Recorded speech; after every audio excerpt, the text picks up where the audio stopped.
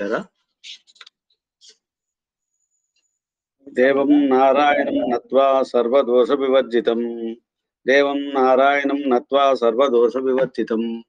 పరిపూర్ణం గురుశ్చ గీతార్థం వక్ష్యామి లేశతః. పరిపూర్ణం గురుంచాన్ గీతార్థం వక్ష్యామి లేశతః. పరిపూర్ణం గురుంచాన్ గీతార్థం వక్ష్యామి లేశతః. సమస్త గుణ సంపూర్ణం సర్వదోష వివర్జితం. సమస్త గుణ సంపూర్ణం సర్వదోష వివర్జితం. సమస్త గుణ సంపూర్ణం సర్వదోష వివర్జితం. నారాయణం నమస్కృత్య గీతా తాత్పర్యముచ్యతే. నారాయణం నమస్కృత్య గీతా తాత్పర్యముచ్యతే. నారాయణం నమస్కృత్య గీతా తాత్పర్యముచ్యతే. ఆపాదమౌళి పర్యంతం గురూణామాప్తికం స్మరేత్ తేన విఘ్నాః ప్రణశ్యంతి సిద్ధ్యంతి చ మనోరథాః. ఆపాదమౌలి పర్యంతం గురూణాం ఆకృతిం స్మరేత్ తేన విఘ్నాః ప్రణశ్యంతి సిద్ధ్యంతి చ మనోరథాః. వైవిధ్యుల గురించి చెప్పారు. వైవిధ్య అంటే ఏమిటి అనే దాన్ని చెప్పారు. అంటే ఇతర దేవతలందరినీ పూజిస్తూ భగవంతుడు కూడా వారిలో ఒకరు, వారికంటే కొద్దిగా పెద్దవాడు అనే ఉద్దేశంతో సమర్పణ ఏమో భగవంతునికి చివరిగా చేస్తారు. కానీ వేరే రాగద్వేషాదులను మనస్సులో ఉంచుకొని సరైనటువంటి విహిత కర్మలను ఆచరించకుండా భగవంతుని గురించి సరైన సర్వోత్తమత్వ జ్ఞానాన్ని తాము పెట్టుకోకుండా స్వర్గాది లోకాలను ప్రార్థనం చేయడం వల్ల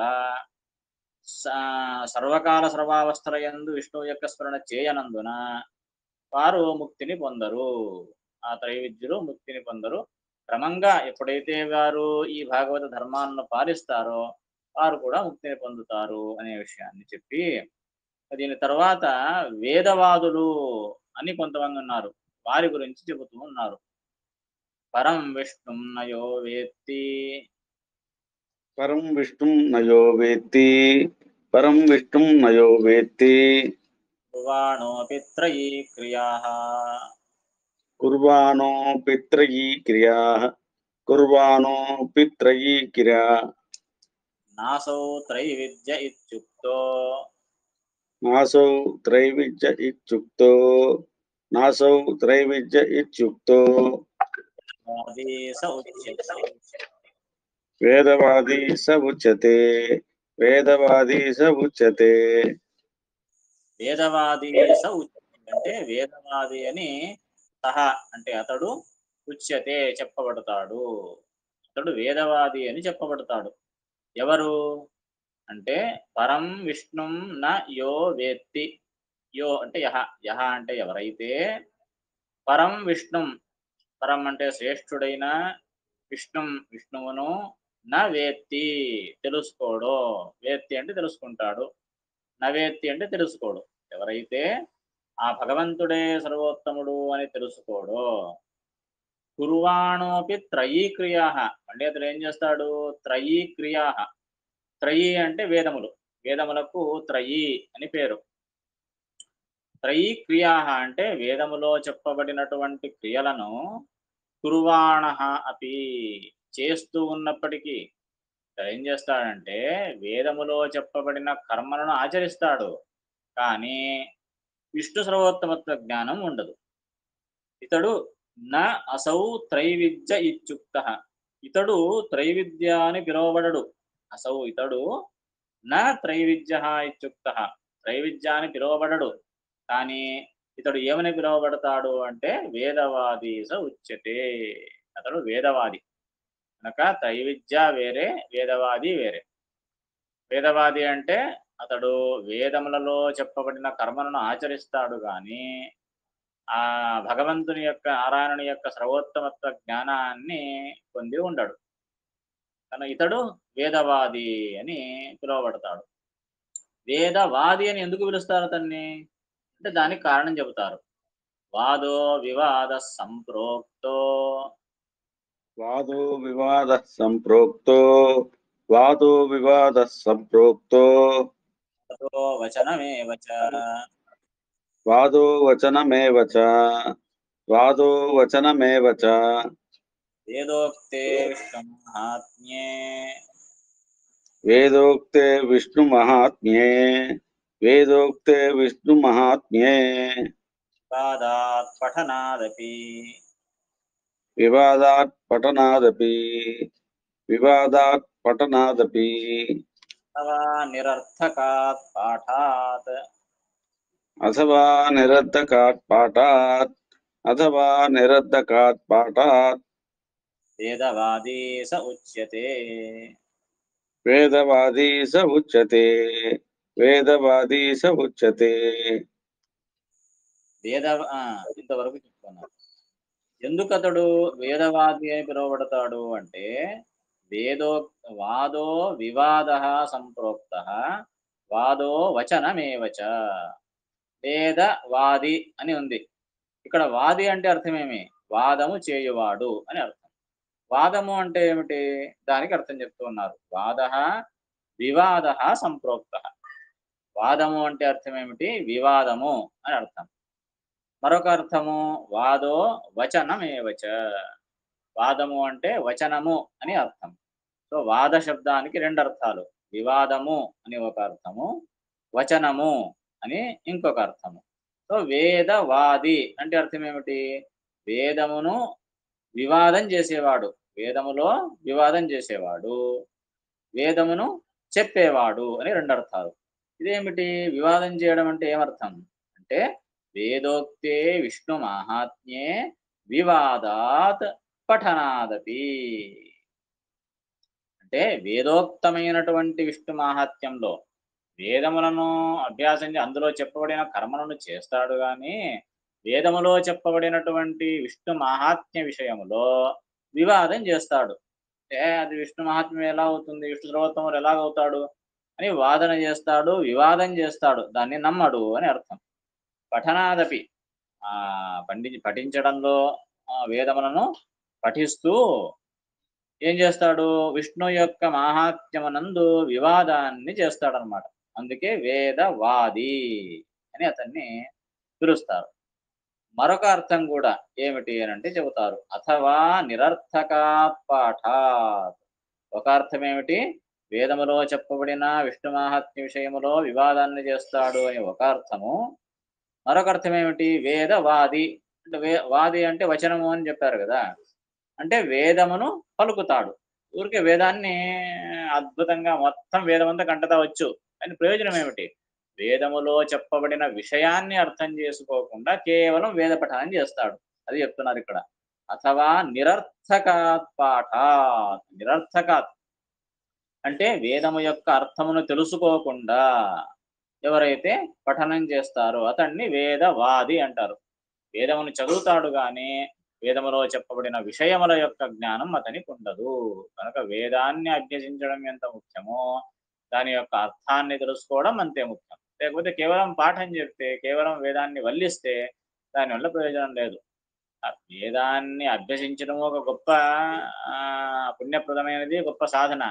అది తప్పు అని చెప్పడం లేదు, కానీ అక్కడికి ఆగిపోకూడదు అని చెప్తూ ఉన్నారు. కేవలం వేదాన్ని చదివి వేదము యొక్క అర్థాన్ని తెలుసుకోవడానికి ప్రయత్నించకపోతే అతడు వేదవాది అవుతాడు. ఎందుకు? వేదాన్ని చదవడం ఎందుకు చెప్పండి? ఆ వేదములో చెప్పబడిన అర్థాన్ని అర్థం చేసుకోవడానికే కదా, లేకపోతే వేదము వ్యర్థం కదా అభ్యాసం చేసి. అందుకే వేదాన్ని అర్థం చేయడం నిస్సంశయంగా ఒక గొప్ప సాధన. కానీ అందులో చెప్పబడిన అర్థాన్ని తెలుసుకోకుండా కేవలం వేద పాఠం చేస్తే, అందుకే సవి రాసభ ఉచ్యతే అని శాస్త్రం చెప్తారు. రాసభ అంటే ఊరికే బరువు మోసేటటువంటి గాడిద అని. గాడిద కావలసినంత బరువు వస్తుంది, ఏమే వేయండి, బట్టలు వేయండి, రాళ్ళు వేయండి, బంగారం వేయండి, వెండి వేయండి, మోస్తూ ఉంటుంది పాపం. దానికి బరువు మోయడం తెలుసు కానీ ఆ బరువు దాని యొక్క విలువ, నేను మోస్తున్నది బంగారమా, రాళ్ళ, బట్టలా, ఏమిటి అని తెలియదు దానికి. ఆ విధంగా అయిపోతాడు కేవలం వేదాన్ని చదివి వేదము యొక్క అర్థాన్ని తెలుసుకోవడానికి ప్రయత్నించకపోతే అతడు ఆ విధంగా ఉంటాడు అని నిందిస్తుంది శాస్త్రం. కనుక అతడు వేదవాది. ఒకటి వేదోక్తమైన విష్ణు మాహాత్యాన్ని తెలుసుకోకపోవడం, నిరర్థకంగా వేద పాఠాన్ని ఉచ్చరించడం, ఇది వేదవాది అంటే అర్థము అని చెప్పి అటువంటి వేదవాదరతుడు కాకూడదు అని చెప్తున్నారు ముందు. వేదవాదరతో నస్యాత్. వేదవాదరతో నస్యాత్. వేదవాదరతో న స్యాత్ న పాషండీ న హైతుకీ. న పాషండీ న హైతుకీ. న పాషండీ న హైతుకీ. ముఖ్యో యాతి తమో ఘోరం. తేభ్యో యాతి తమో ఘోరం. తేభ్యో యాతి తమో ఘోరం. తం యస్మాన్న చోత్తిః. అంధం యస్మాన్న చోత్తితిః. అంధం యస్మాన్న చోత్తితిః. అనారంభమనంతం చ. అనారంభం అనంతం చ. అనారంభం అనంతం చ. నిత్య దుఃఖం సుఖోర్జితం. నిత్య దుఃఖం సుఖోర్జితం. నిత్య దుఃఖం సుఖోర్జితం. పురం యద్వేద గదితం. వవ్రం యద్వేదగదితం. వవ్రం యద్వేదగదితం. యత్రయాంత్యసురాదయః. యత్రయాంచసురాదయః. యత్రయాంచసురాదయః. సో ఎవరైతే ఈ విధంగా వేదవాది అవుతాడో అలా కావద్దండి అని చెప్తోంది. వేదవాదరత నస్యాత్. వేదవాదరతుడు కాకూడదు అంటే కేవలము వేదాన్ని ఈ విధంగా పఠించడం కానీ నిరర్థకంగా పఠించడం కానీ ఆ విష్ణు మహాత్మ్యం పట్ల నమ్మకం లేకుండా వేదాన్ని పఠించడం కానీ తప్పు. అటువంటి వేదవాదరతుడు కాకూడదు. ఇంతకుముందే గీతలో వచ్చింది వేదవాదరత పార్థ నాణ్యమస్తి ఇది వాదిన అని వచ్చింది. గీతా శ్లోకంలోనే కృష్ణుడే చెప్పాడు. అర్జునుడు పలికిన మాటలను విని కృష్ణుడు అంటాడు, వేదవాద రతులు ఇలా మాట్లాడతారు, అలా మాట్లాడవద్దు అని హెచ్చరిస్తాడు. కనుక వేదవాదరత నస్యాత్. వేదవాదరతుడు కాకూడదు. నస్యాత్ అంటే కాకూడదు. నా పాషండి నా హైతుకి. ఇంతకుముందు పాషండులు అంటే ఎవరు, హైతుకులు అంటే ఎవరు అని చెప్పారు. పాషండి అంటే వేదాన్ని ఎవరు నమ్మరో వాళ్ళను పాషండులు అంటారు. బౌద్ధ మతము పాశుపతాదులు వలె పాషండులు కూడా కాకూడదు. అలాగే హైతకము అంటే న్యాయ వైశేషిక మతములు అంటే కేవలము లాజిక్, కేవలము న్యాయాన్ని మాత్రం నమ్ముకొని ఎవరుంటారో వాళ్ళను హైతుక మతము అని అంటారు. కేవలము లాజిక్ ని నమ్మకూడదు. అనుమానాన్ని మాత్రము నమ్మకూడదు. ప్రత్యక్షాన్ని సరే ప్రత్యక్షాన్ని అందరూ నమ్ముతారు. ఆగమాన్ని నమ్మాలి, వేదాలను నమ్మాలి. కనుక కేవలం లాజిక్ తో నేను అన్నింటినీ సాధిస్తాను అంటే సాధ్యం కాదనమాట. అటువంటి వాటిని హైతుక మతములు అని అంటారు. అటువంటి న్యాయ వైశేషికుల వలె హైతుకులు కాకూడదు అంటే శుష్క తర్కం చేయకూడదు. అలాగే బౌద్ధ పాశుపతాదుల వలె పాషండ్లు కాకూడదు. నా పాషండి నా హైతుకి. ఎందుకు అంటే తేభ్యో యాతి తమో ఘోరం. తేభ్య అంటే ఆ మతముల వల్ల, ఈ వేదవాదం అనే మతము గాని, పాషండ మతము గాని, హైతుక మతము గాని ఆ మతముల వల్ల, తేభ్య వాటి వల్ల, యాతి అంటే పొందుతాడు. ఏం పొందుతాడు? తమహ తమస్సును పొందుతాడు. ఎటువంటిది అది? ఘోరం అంధం. ఘోరం అంధం, ఘోరమైనటువంటి, అందరిని అంధం, కళ్ళు కనిపించవు అటువంటి చిమ్మ చీకటి, అటువంటి చీకటి ఆవరించిన తమస్సును, అంధం తమస్సు అంటారు దాన్నే. అటువంటి అంధం తమస్సును, ఘోరమైన అంధం తమస్సును వారు పొందుతారు. సరే ఏదో 1-2 సంవత్సరాల 10 సంవత్సరాల మళ్ళీ ఎప్పుడైనా వాపసు వస్తాము ఆ తమస్సు నుండి అంటే యస్మాత్ నచ ఉత్థితి. యస్మాత్ ఏ తమస్సు నుండి అయితే నచ ఉత్థితి. ఉత్థితి అంటే పైకి లేవడం, పైకి రావడం. ఆ పైకి రావడం అనేది నచ ఎప్పుడు ఉండదు. ఇక ఒకసారి అందులో వెళ్ళాడంటే, పడ్డాడంటే ఇక బయటికి రావడం కుదరదు. ఏ విధంగా మోక్షానికి, వైకుంఠానికి వెళ్ళిన వారు తిరిగి సంసారానికి రారో, అదేవిధంగా అంధం తమస్సుకు వెళ్ళిన వారు తిరిగి రారు. అక్కడే ఘోరమైనటువంటి దుఃఖాన్ని అనుభవిస్తూ ఉంటారు. అందుకే చెప్తున్నారు దాని లక్షణం ఏమిటి? అంధం తమస్సు యొక్క లక్షణం అంటే ఒకటి నచ ఉత్థితి, ఇక పోతే తిరిగి రారు అనేది ఒక లక్షణం. అనారంభం అనంతంచ, అది అనారంభము అనంతము. ఎప్పటి నుంచి ప్రారంభమైంది? లేదు, ఆరంభమే లేదు దానికి. అనంతం ఎప్పుడు ముగుస్తుంది? అది ముగియది కదా. ముగియనటువంటి దుఃఖాన్ని అక్కడ పొందుతాడు. పునరారంభము ఉండదు. అంటే మధ్యలో ఏదైనా, ఇప్పుడు నరకంలో నరకంలో కూడా దుఃఖం అనుభవిస్తారు. వేరే నరకాలు, అనిత్య నరకాలు ఉన్నాయి. ఆ నరకాల్లో వెళితే మధ్యలో కొంచెం గ్యాప్ ఇస్తుంటారు పాపం. ఇంటర్వెల్ అంటారు. ఒక 10 నిమిషాలు గ్యాప్ అంటారు. అబ్బా! ఆ 10 నిమిషాలు గ్యాప్ దొరికింది కదా అని సంతోషపడతారు అక్కడ అనుభవించేవాళ్ళు. ఈ అంధంతమస్సులో అది కాదు. ఆరంభమే ఉండదు. అంటే అసలు ఆగితే కదా ఆరంభం చేయడానికి. ఆగనటువంటి దుఃఖం అన్నమాట అది. ఇక ఎప్పుడైనా ముగుస్తుందా అంటే ముగియదు. అనారంభం అనంతంచ. అటువంటి నిత్య దుఃఖం. నిత్యము దుఃఖాన్ని అనుభవిస్తూ ఉంటారు. సుఖోజ్జితం. సుఖమే ఉండదక్కడ. అటువంటి దుఃఖాన్ని అనుభవిస్తారు. దాన్ని వౌరం యద్వేద గదితం. దానికి వౌరము అని పేరట. వేదమే పిలుస్తుంది వౌరము.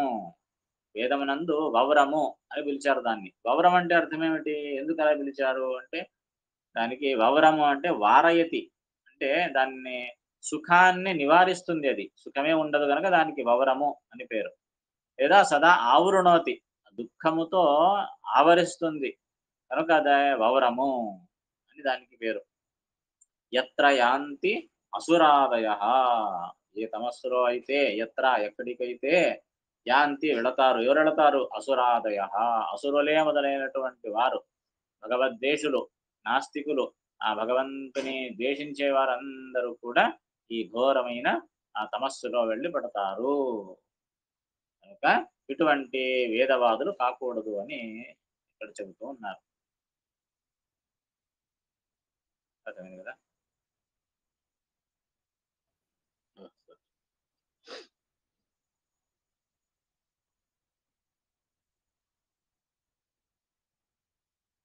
ఇక్కడికి 40వ శ్లోకం తాత్పర్యాన్ని ముగించి 41వ శ్లోకాన్ని చెబుతారు చూడండి. వ్యవసాయాత్మిక బుద్ధి వ్యవసాయాత్మికా బుద్ధిః వ్యవసాయాత్మికా బుద్ధిః ఏకేహ కురు నందన ఏకేహ కురు నందన ఏకేహ కురు నందన బహుశాఖా హ్యనంతాశ్చ బహుశాఖాః అనంతాశ్చ బహుశాఖాః అనంతాశ్చ ధయో వ్యవసాయినాం.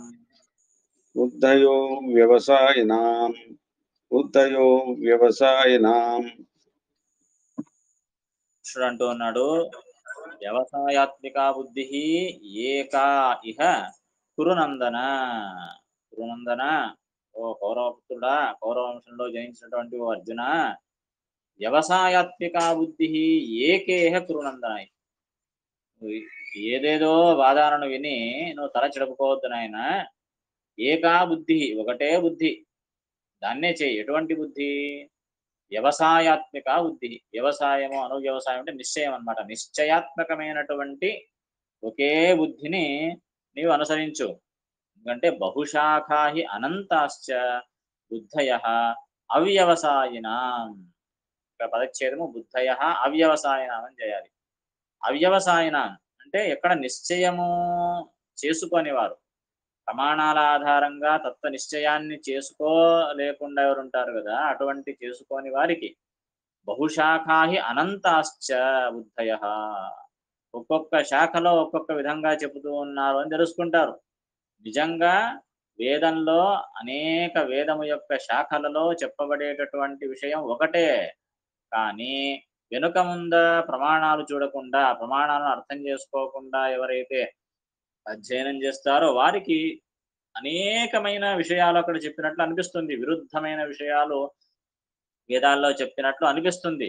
కానీ అటువంటిది ఏమీ లేదు.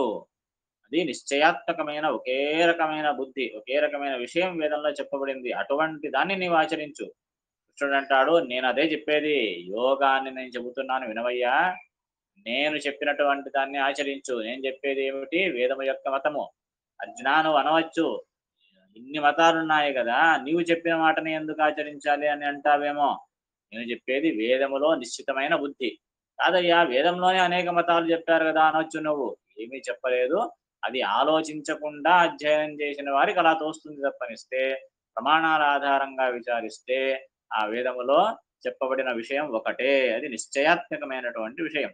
అటువంటి విషయంలో నీవు బుద్ధిని ఉంచి వేరే మతాలను నీవు అనుసరించవద్దు అని చెబుతూ ఉన్నాడు. దానికి శ్రీమదాచార్యులు భాష్యంలో అర్థం చెబుతూ ఉన్నారు చూడండి. యోగే ఇమాం బుద్ధిం శృణు ఇత్యుక్తం. యోగే ఇమాం బుద్ధిం శృణు ఇత్యుక్తం. యోగే ఇమాం బుద్ధిం శృణు ఇత్యుక్తం. కృష్ణుడు ఏమని చెప్పాడు ఇంతకుముందు? యోగే ఇమాం బుద్ధిం శృణు అని వెనకటి శ్లోకంలో చెప్పాడు. యోగమును గురించి ఇక నేను ముందు చెప్తాను విను అని చెప్పాడు. కానీ అక్కడ వచ్చే సంశయం ఏమిటి అంటే బహ్యః హి బుద్ధయః మతభేదాత్.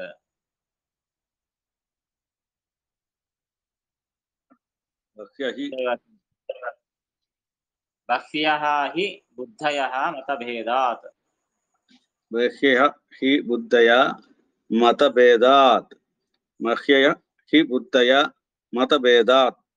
బహ్యః బహ్యః అంటే అనేకము. బహు అనే దానికి బహువచనం బహ్యః. బహ్యః హి బుద్ధయః మతభేదాత్.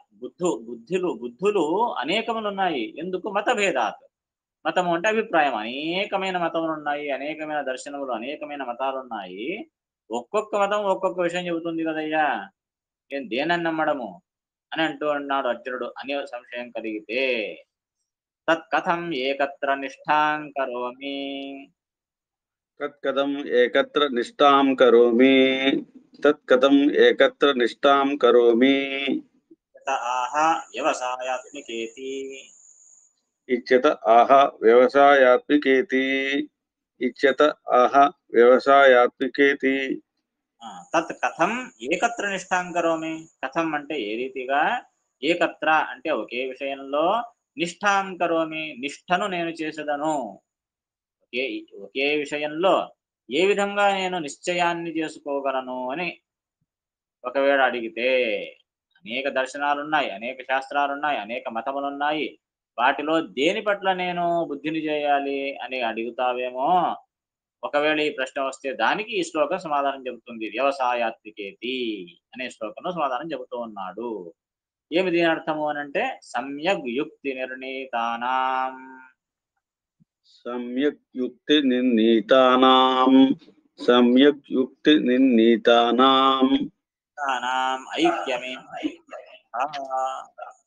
మతానాం ఐక్యమేవ ఇత్యర్థః. మతానాం ఐక్యమేవ ఇత్యర్థః. వ్యవసాయాత్మిక బుద్ధి ఏక అని చెప్పారు కదా శ్లోకంలో. దాని అర్థం ఏమిటి అంటే వ్యవసాయాత్మిక అంటే సమ్యగ్ యుక్తి నిర్ణీతానాం మతానాం అని అర్థం. వ్యవసాయం అంటే నిర్ణయము. ఏం నిర్ణయము? సమ్యక్ యుక్తి నిర్ణీతానాం. సమ్యక్ అంటే సమీచీనమైన, యుక్తి అంటే లాజిక్, అనుమాన ప్రక్రియ. అటువంటి అనుమానాలతో, అంటే అనుమానం అంటే లాజిక్ అని అర్థం. సమీచీనమైన యుక్తుల చేత నిర్ణీతానాం నిర్ణయింపబడిన మతానాం మతముల యొక్క ఐక్యమేవ ఇత్యర్థః. వాటికి ఐక్యమే ఉన్నది. సమీచీనముగా మంచి యుక్తులతో నిర్ణయింపబడినటువంటి మతములకు అంటే అభిప్రాయములకు ఐక్యమే ఉన్నది అయ్యా. ఒక్కొక్కటి చెబుతాయి అని అంటూ ఉన్నాం, నిజమే. వాటికి ప్రమాణముల బలం లేదు. కానీ ఏ మతములకైతే ప్రామాణ్యముల యొక్క ప్రాబల్యం ఉన్నదో ఆ అభిప్రాయాలన్నీ ఒకటే విషయాన్ని చెబుతూ ఉన్నాయి. కనుక వేదములో అనేక భిన్న భిన్న విషయాల గురించి చెబుతూ ఉన్నారు, విరోధం వస్తుంది అని అనుకోవద్దు. నిర్ణయిస్తే, యుక్తుల చేత నిర్ణయిస్తే అన్ని అభిప్రాయాలు ఒకటే అని తెలుసుకో అని ఈ శ్లోకం యొక్క అర్థము అని భాష్యంలో చెప్పారు. తర్వాత తాత్పర్యంలో మరొక విషయాన్ని చెబుతున్నారు చూడండి. గీతా భాష్యంలో ఇంత చెప్పారు. గీతా తాత్పర్యంలో శ్రీమదాచార్యులు ఏం చెబుతున్నారు చూడండి. బుద్ధి నిర్ణీత తత్వానాం. బుద్ధి నిర్ణీత తత్వానాం. బుద్ధి నిర్ణీత తత్వానాం. విష్ణుపరాయణ. ఏకా విష్ణుపరాయణ. ఏకా విష్ణుపరాయణ. బహుశాఖా హ్యనంతాశ్చ. బహుశాఖా అనంతాశ్చ. బహుశాఖా అనంతాశ్చ. బుద్ధయో వ్యవసాయినాం. బుద్ధయో వ్యవసాయినాం. బుద్ధయో వ్యవసాయినాం. బ్రహ్మ వైవర్తే. ఇది బ్రహ్మ వైవర్తే. ఇది బ్రహ్మ వైవర్తే. పురాణంలో ఉండేటటువంటి ప్రమాణాన్ని కోట్ చేసి శ్రీమదాచార్యులు చెబుతూ ఉన్నారు. ఇది చూడండి, ఇక్కడ ఏం ఆచార్యుల వాక్యం లేదు, కేవలం బ్రహ్మవేత్త పురాణం యొక్క వాక్యాన్ని ఉదహరించారు అంతే. ఈ శ్లోకానికి సరి అయిన అర్థాన్ని అక్కడ చెప్పారు. ఏమని? బుద్ధి నిర్ణీత తత్వానాం ఏకా విష్ణుపరాయణ. నిర్ణీత తత్వానాం అంటే ఆ తత్వములను నిర్ణయించిన ఆ మతముల యొక్క ఏకా బుద్ధి, ఒకటే ప్రధానమైన బుద్ధి. ఏమిటది అంటే విష్ణుపరాయణ. విష్ణుపరాయణ అంటే విష్ణువు గురించి తెలిపేది అని అర్థం. విష్ణుపరాయణం అంటే ఆ విష్ణువే సర్వోత్తముడు అని చెప్పేటటువంటి విషయమే సమస్త మతముల యొక్క నిర్ణీత తత్వము.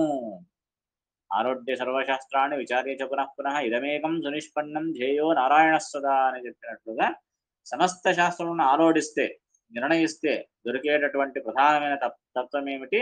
విష్ణు సర్వోత్తమ తత్వము. ఏక అంటే ప్రధానమైనటువంటి ఏది? అది విష్ణుపరాయణ. ఇక అవ్యవసాయన, అలా ప్రమాణాలతో నిర్ణయించకుండా ఏది ఎక్కడ ఏం చెబితే అది దాన్ని వినకుండా వెళ్ళిపోతే, వేదంలో ఒక చోట అగ్ని సర్వోత్తముడు అని చెప్తారు, మరొక చోట విష్ణువుని చెబుతారు, మరొక చోట బ్రహ్మ గురించి పొగుడుతారు, మరొక చోట రుద్రుని గురించి చెబుతారు. నిర్ణయించకుండా, అర్థం కాకుండా ఊరికి పై చూపును చూసుకుంటూ వెళితే ఇదేమండి ఒక చోట అలా చెప్పారు, ఒక చోట ఇలా చెప్పారు అని అనిపిస్తుంది. దానికి సింపుల్ గా శ్రీమదాచార్యులు సమాధానం చెప్పేశారు. యో దేవానాం నామధ ఏక ఏవా. వేదం చెప్పిన మాటనే ఇది. అయ్యా, అన్ని పేర్లు రుద్ర, విష్ణు, బ్రహ్మ, చతుర్ముఖ, దేవేంద్ర, అగ్ని, వాయు మొదలైన సమస్త నామములు, అన్ని పేర్లు కూడా భగవంతుని యొక్క నామములే. సింపుల్ అయిపోయింది, సాల్వ్ అయిపోయింది ప్రాబ్లం. అంటే రుద్ర అన్న విష్ణువే, బ్రహ్మ అన్న విష్ణువే. సో ఎక్కడ ఎవరు ఆ రుద్ర సర్వోత్తమ అంటే అర్థం ఏమిటి? విష్ణు సర్వోత్తమత్వాన్ని అక్కడ చెబుతూ ఉన్నారు. ఎందుకు కావాలంటే వెనక ముందరి వాక్యాలు చూసుకోండి అని ఆ ప్రమాణాలతో నిర్ణయించి చెప్పినటువంటి తత్వం కనుక అవ్యవసాయన, నిశ్చయాత్మక బుద్ధి లేనటువంటి వారికి బహుశాఖాహి అనంతాశ్చ, అనేక శాఖలు, అనేక పరస్పరమైన విరుద్ధములుగా చెబుతూ ఉన్నాయని అనుకుంటారు. కానీ ఏకరూపంగా ఉన్నది. తత్వనిశ్చయం లేనివారు ఆ విధంగా చేసుకుంటారు. కానీ అనేక పక్షాలను పట్టుకొని అనేక ప్రకారములను వారు చెబుతారు తప్పనిస్తే, నిజమైనటువంటి తత్వ నిర్ణీతమైన బుద్ధి ఏకమే, ప్రధానమే. అది విష్ణుపరాయణత్వము అని బ్రహ్మవైవర్త ప్రాణం చెబుతోంది. దాన్నే కృష్ణుడు ఇక్కడ చెబుతూ ఉన్నాడనమాట. వ్యవసాయాత్మిక బుద్ధి రేకేహ పురునందన. తత్వ నిర్ణయం చేసుకొని ప్రమాణాలతో నిర్ణయించుకున్నటువంటి తత్వాన్ని, అదే నేను చెబుతున్నానయ్యా అర్జున, దాన్ని ఆచరించు, దాన్ని తెలుసుకో అని కృష్ణుని యొక్క అభిప్రాయం ఈ శ్లోకంలో. అర్థమైంది?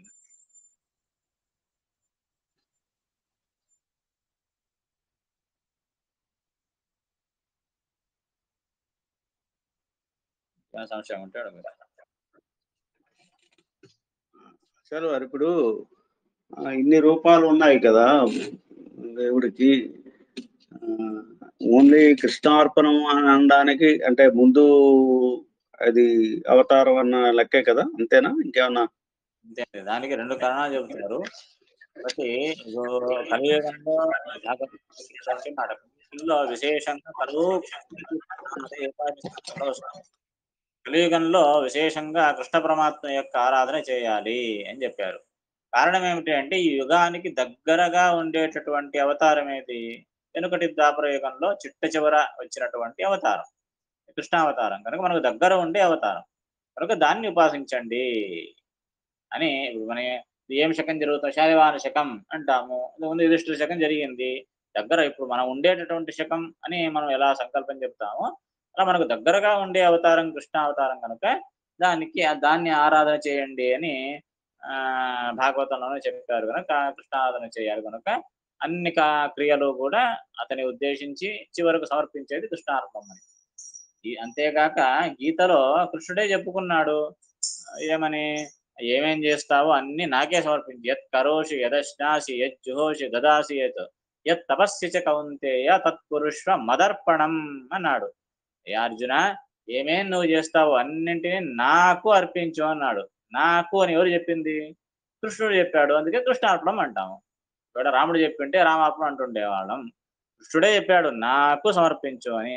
నాకు అంటే ఎవరు? కృష్ణుడు చెప్పాడు కనుక కృష్ణార్పణం అని చెప్తున్నాము అనే విషయాన్ని మనం తెలుసుకుంటే, విశేషంగా కలియుగంలో కృష్ణ మంత్ర జపానికి, కృష్ణుని ఆరాధనకు విశిష్టమైన మహత్వాన్ని చెప్పారు. కారణం దగ్గర ఉండే అవతారము అనే ఉద్దేశంతో.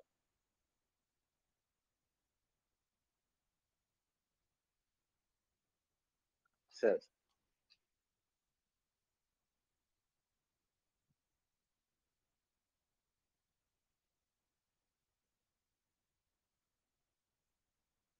హరే నమః. కృష్ణార్పణమస్తు. సరే. నమస్కారం.